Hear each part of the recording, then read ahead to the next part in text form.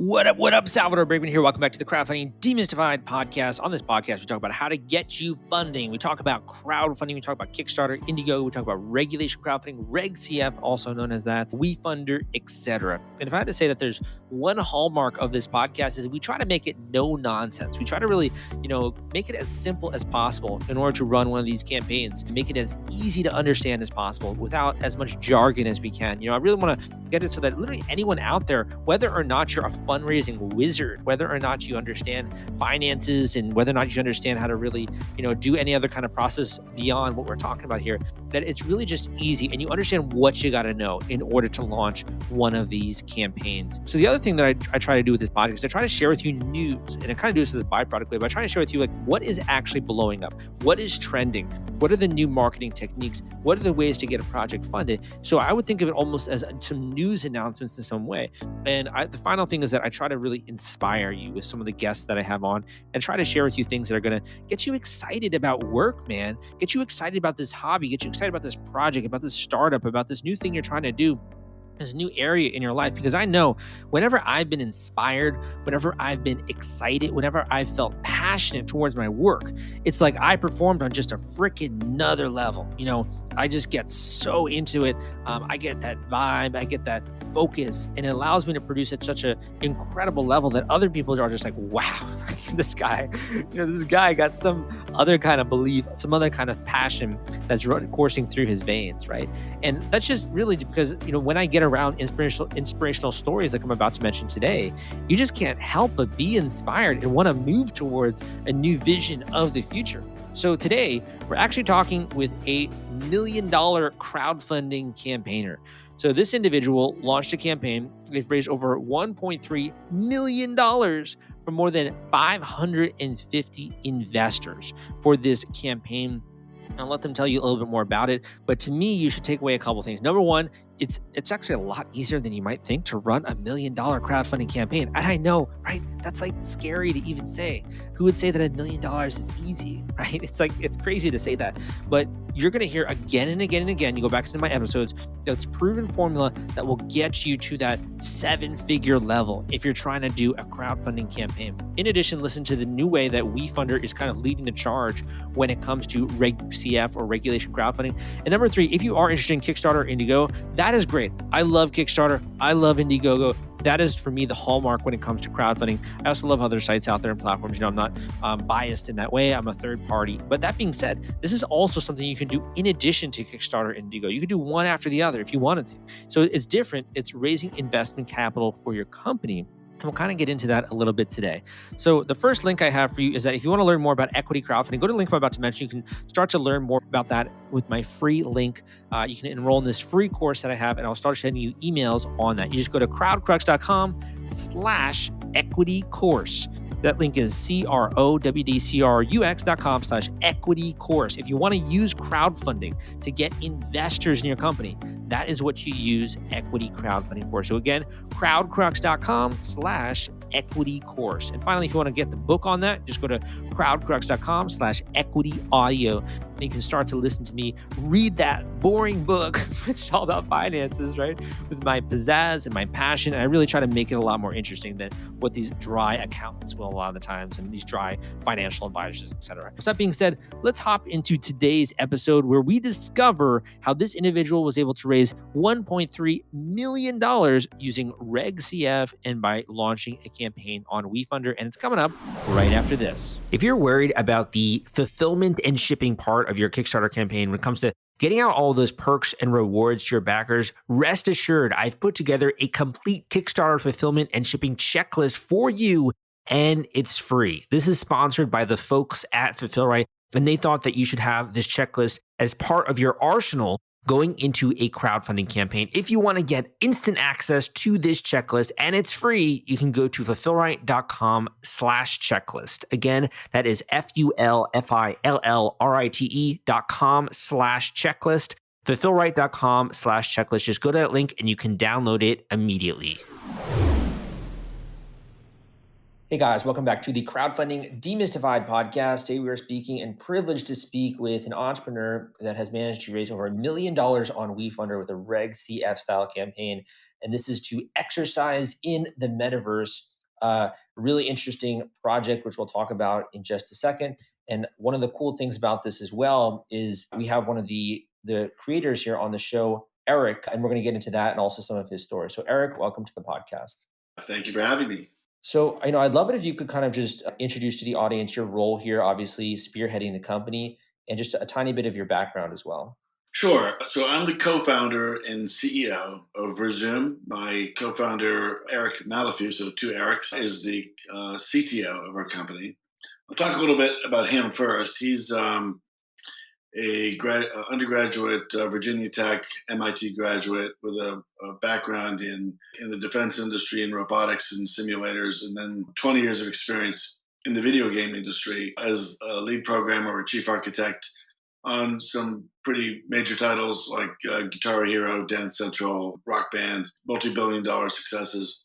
And I approached him back in 2014 with an idea that I've had for some time, that you could harness the immersive power of VR to kind of bring the experience of exercise outdoors, indoors. I'm a cyclist, lifetime cyclist. Mm-hmm. I live in New England, and here, a good part of the year, it's really unpleasant to be trying to ride around outside in the snow and the ice. And, I'm stuck indoors riding on a stationary bike, which is a pretty poor substitute for riding outdoors. Yeah. And so I had this idea, maybe someday virtual reality would evolve to the point where you could bring this immersive quality of the outdoors, indoors. And with the first DK1 Oculus development kits showed up in 2014, we started to experiment with this and quickly discovered that not only is it extremely compelling experiences in virtual reality, something that can bring the surroundings, put you inside the world versus staring at a flat screen like everything before VR, right? Yeah, it's super exciting. And honestly, just to kind of as a personal note, this is something we would do in my family where we just would have like a TV, right, really close to the treadmill, which is kind of boring. You can really just only watch movies. But how cool would it be, right, if you had an experience that really encapsulated everything, right? Yeah, that was the underlying thought. And we did our first experiments, and we started doing things like flying through the air, and things that you can't do in the real world. So we pretty quickly discovered that there's a lot more that could be done with this medium than recreating cycling outdoors. But there were a number of major technical problems that had to be overcome. Famously, it's very hard to move two big virtual worlds in VR, right? In every other application that you see out there for a VR exercise, you're standing in one place inside of the Guardian area of a Quest 2, for example, and you're moving in ways that prevent you from like walking outside of it and punching a wall. But all your activity is really restricted to that space, and your movements aren't particularly natural. You can't obviously run. You can step in place, and you can move your arms. And all these fitness games are really designed around that constrained paradigm. Mm-hmm. Our vision was you are propelling yourself through large virtual worlds under your own power. And we're using a stationary bike as a controller for this activity. So the faster you pedal in the real world, the faster you move in the virtual world, and you steer by leaning. And Super cool. What's super simple sounding concept, but it was very difficult to do technologically, because typically if you do it without any special motion controls, this will make people sick. Yeah. This is why everybody else doesn't do it.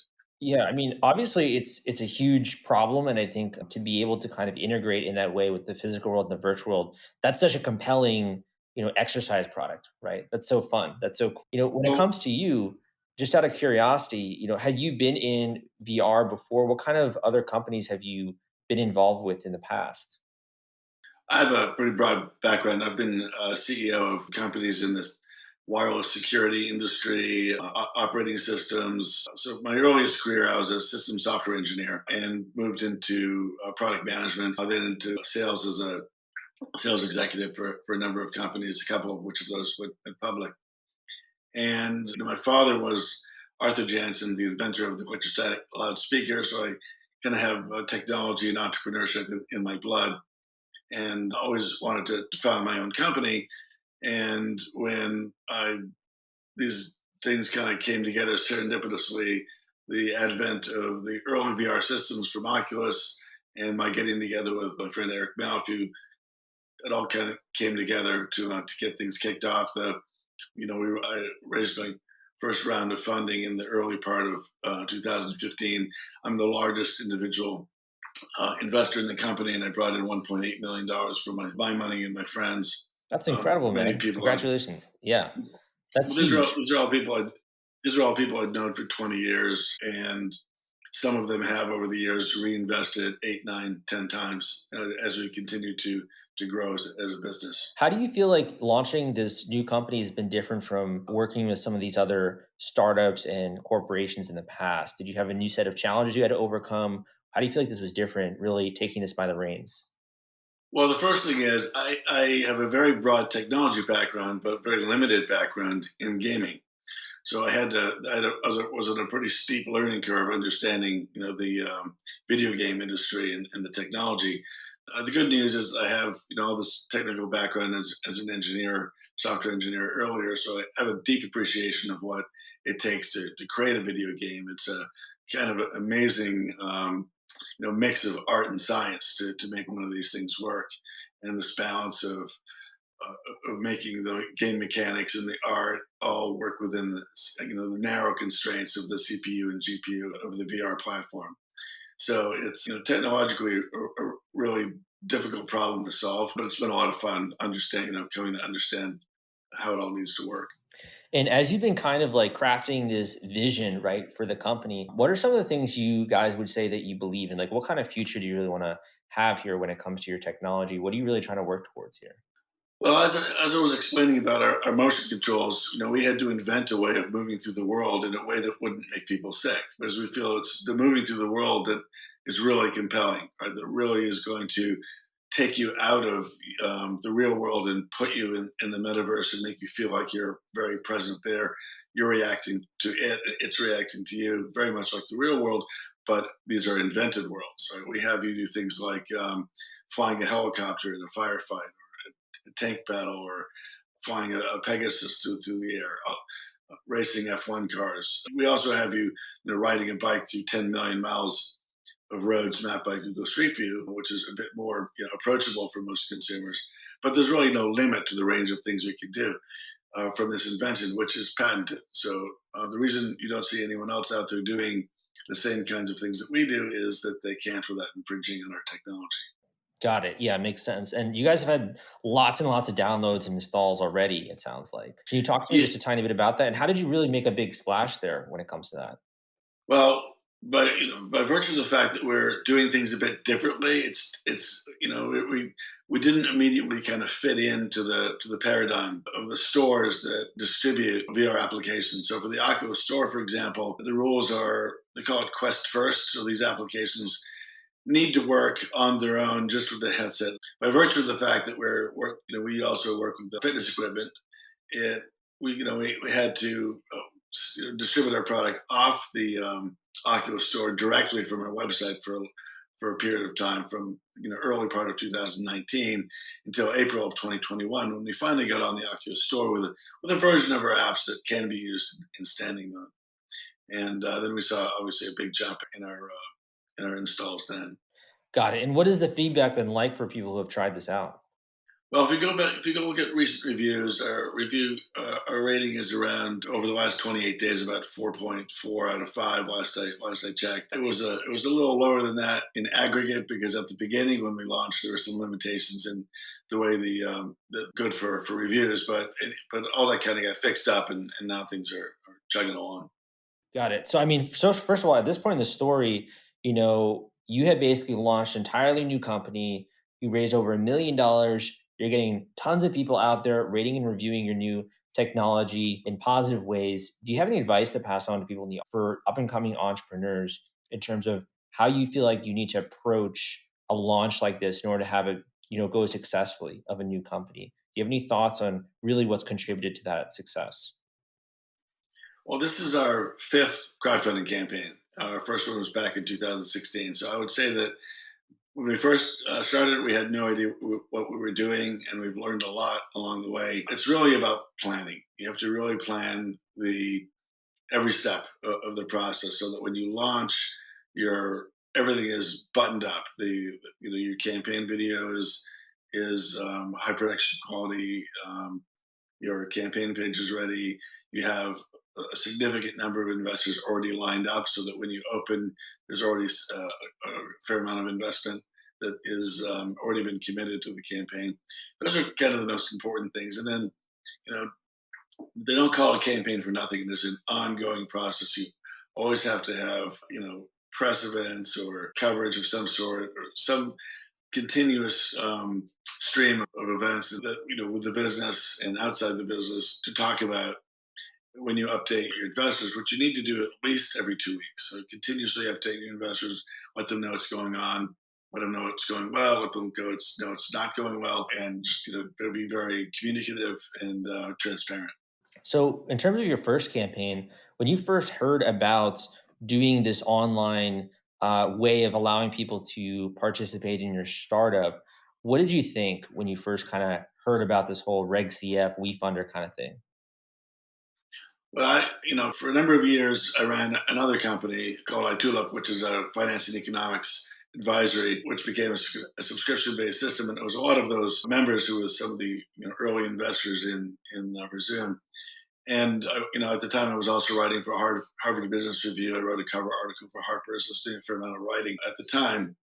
And one of the things I wrote about was that I felt that the old blue sky laws that were left over from the 1930s were a bit unfair. I was able to invest in startups. I qualified as an accredited investor, and I'd invested in about a dozen different companies, some of which had done extremely well. When I was running Osborne Capital, we invested in one company that produced a 230x return. So it seemed to me that cutting out people that did not qualify as accredited out of those opportunities is quite unfair to me. And the logic of the rules of the blue sky laws was flawed because you don't know what they are. They're basically before the Jobs Act and before Reg C crowdfunding.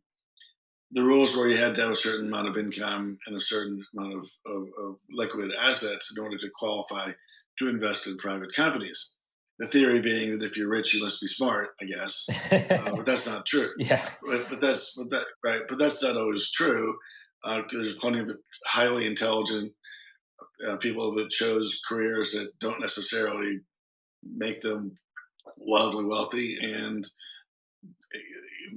they're perfectly capable of assessing the quality of investments Yeah. and making those determinations, and they should be allowed to do so. Yeah, I think so too. And also even supporting causes or supporting entrepreneurs doing things where you want that kind of vision of the future to exist, right? And you want to play a part in it.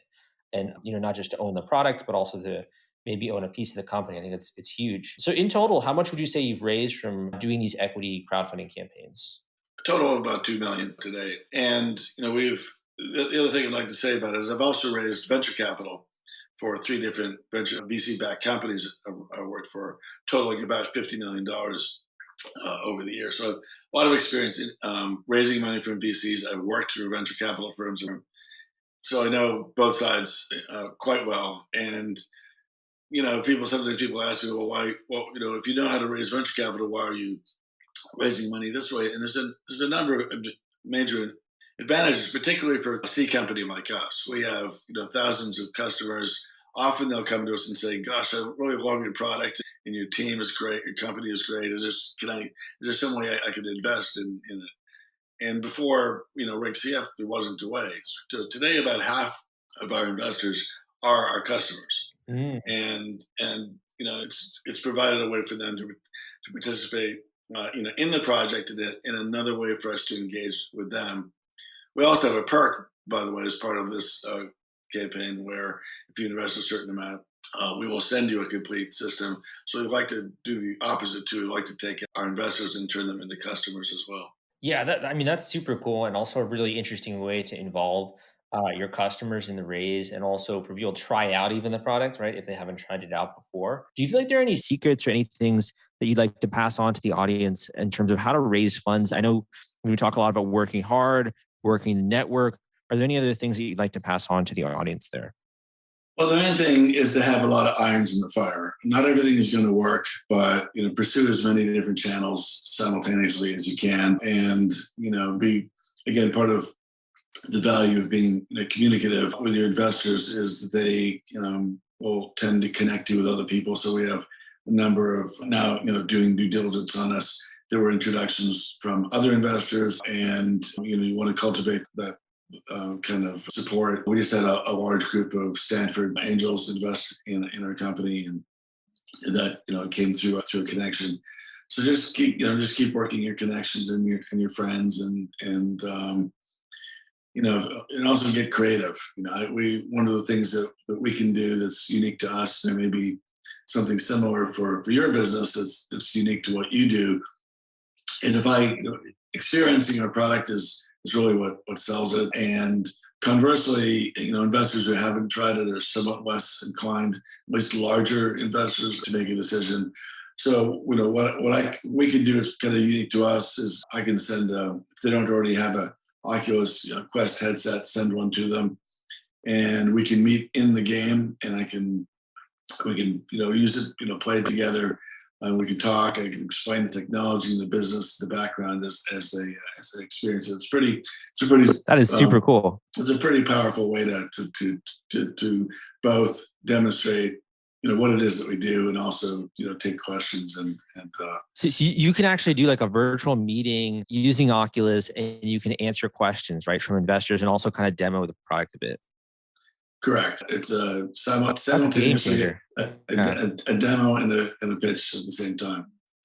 It's wow, that's so interesting, man. I've never heard of using that marketing technique, and that's a really fascinating way to do it, because a lot of people are kind of based in the old webinar or doing phone calls, right? But this is really just a whole other level of engaging those investors. Yeah, I mean, we could be meet up in Norway and be riding along and just chatting about what's going on. We can switch over to a tank battle, and while we're racing around shooting each other, and I can explain why it's not making them sick and how we're able to let them move through the world the way we are, and sells it. That's do you think that's like the new golf playing, right? Normally you go out, you play golf and like do some business dealings. Now it sounds like you can just have a lot of fun in the VR world, right? In the metaverse. Well, a head-to-head, this is going to sound a little goofy. You're going to have to try it to believe it, but we actually have an investor group that meets up kind of on our own special group to do these head-to-head tank battles, because it's very much like meeting up with a friend at the gym to play, say, squash or racquetball. Every game is different, and you're playing these 10-minute competitions for high score, and you play one game and one of you wins, and the other one's like, okay, well, let's you have time for another, and then you play another, and then an hour goes by, you're drenched in sweat, and you're like yelling at each other, and it's just a blast.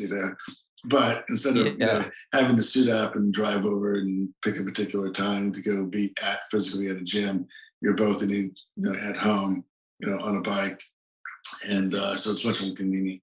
Yeah. It sounds like a lot of fun. Also, kind of a way you can kind of bond a bit, and also get questions answered or discuss, business dealings or that kind of stuff. So really fascinating. For you in the journey so far, what would you feel like has been the most rewarding part, or what have you enjoyed most? What is really kind of you wake up and you're like, this is exactly why I did this, right?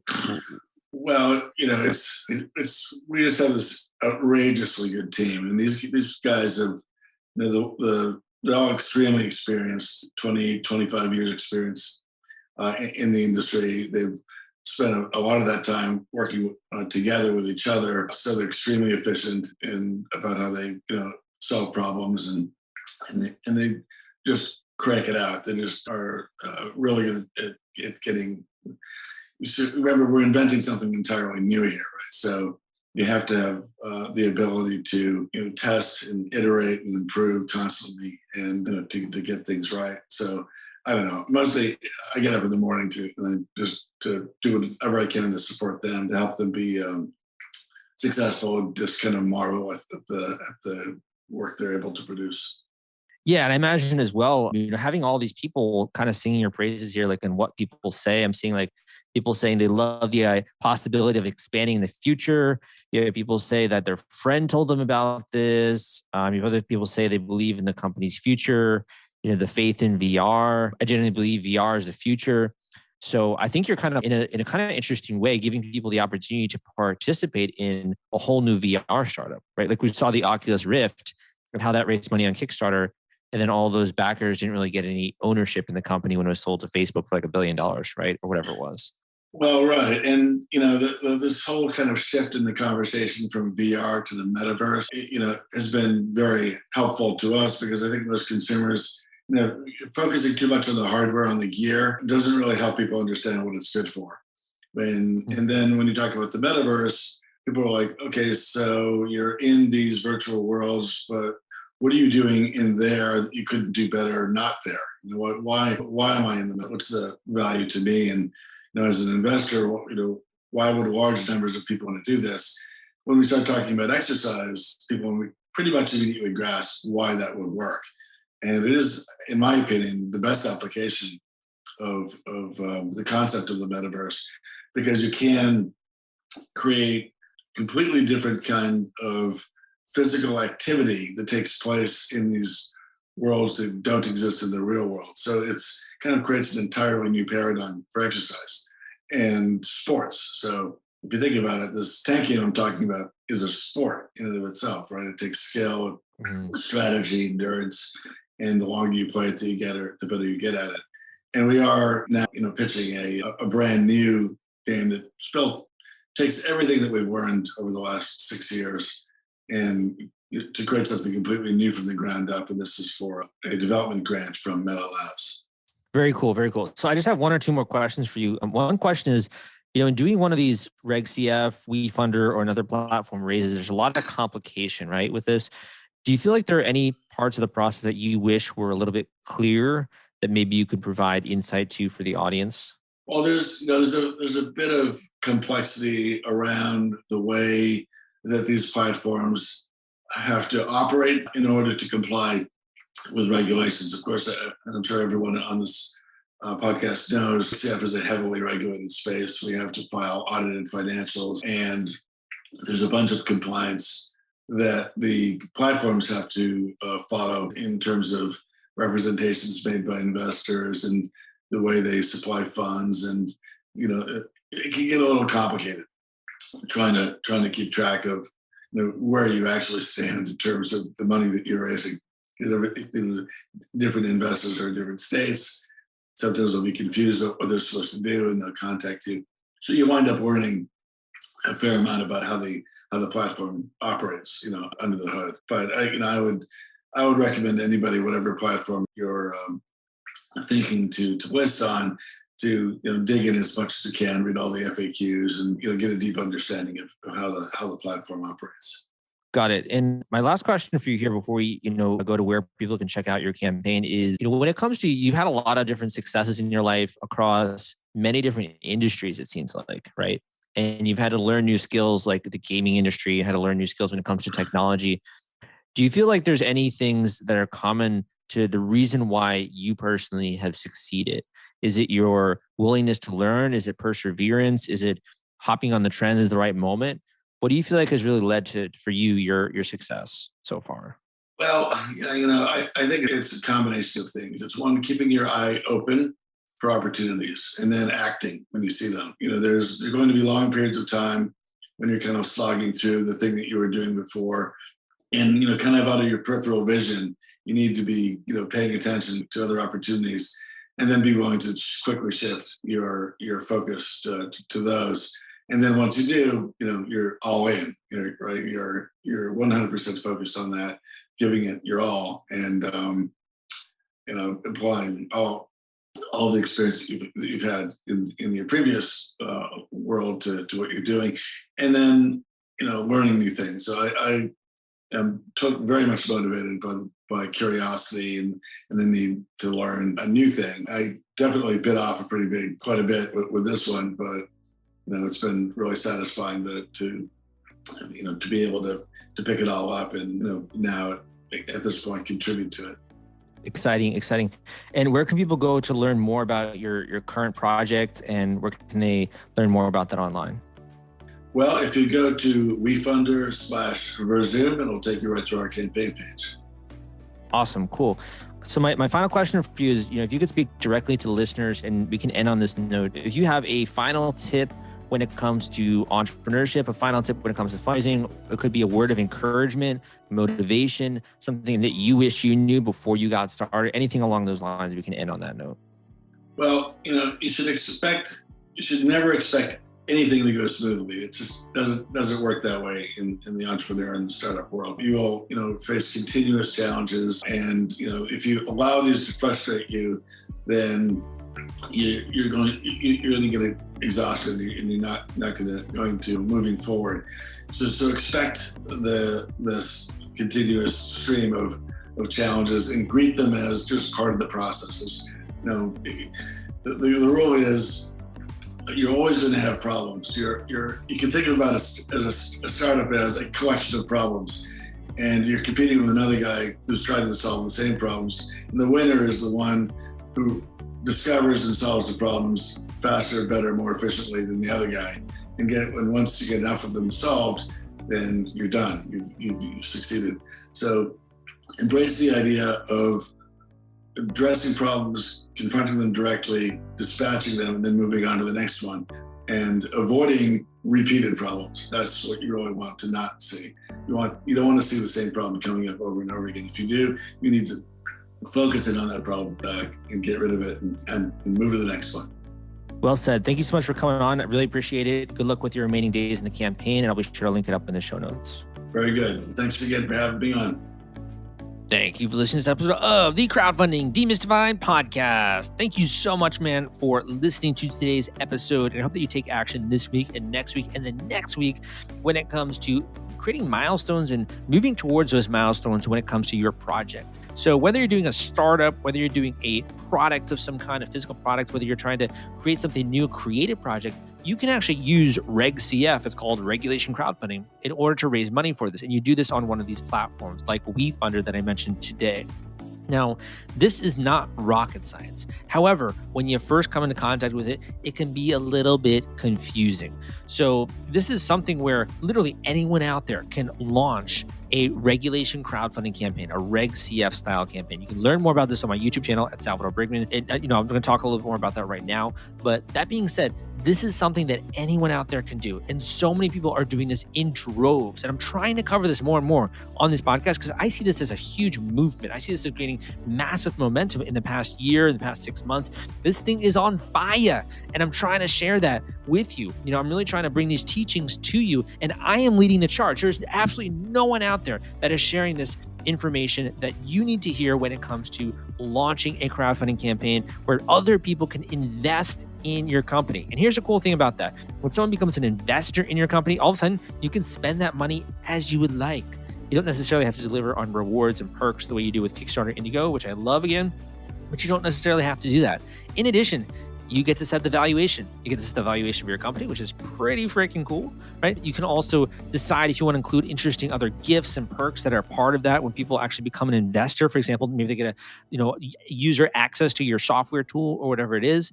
You can run it for a specific amount of time. You can do marketing. You can use general solicitation in order to shout from the rooftops if you wanted to here in Miami, right? And get all those people investing in your campaign. But the final thing, which I think is one of the coolest, is that you really get to partner with people who are close to you in your life, people who are maybe previous customers of your business, people who, have known you for many, many years and they followed your career and like, now he's doing this new thing. That's so cool. I want to get in on the ground floor. These are all possible with regulation crowdfunding. So if you want to learn more about this and you really want to understand, number one, how to do one of these campaigns successfully, Number 2, what should you know about the process? And number 3, is this something that you can get help with in launching one of these campaigns? You gotta book a one-on-one coaching call with me. I've been getting so many more students coming from this angle wanting to do these raises. So if you're interested in learning more about this, listen up to the link I'm about to mention. You can book a one-on-one coaching call with me. We can discuss this for you, your brand, your project, etc. That link is crowdcrux.com/coaching. Again, that link is crowdcrux.com/coaching, crowdcrux.com/coaching. That link will take you there. Enter some information. Tell me about what you're trying to do, and we will get that call scheduled ASAP. Finally, that link, crowdcrux, crowdcrux.com/coaching. Thank you so much, man. Appreciate you. Please give me a positive rating and review. Go and check out my YouTube channel at Salvador Briggman. Give me a thumbs up there. Thank you so much. I appreciate you a ton, and I will see you next time.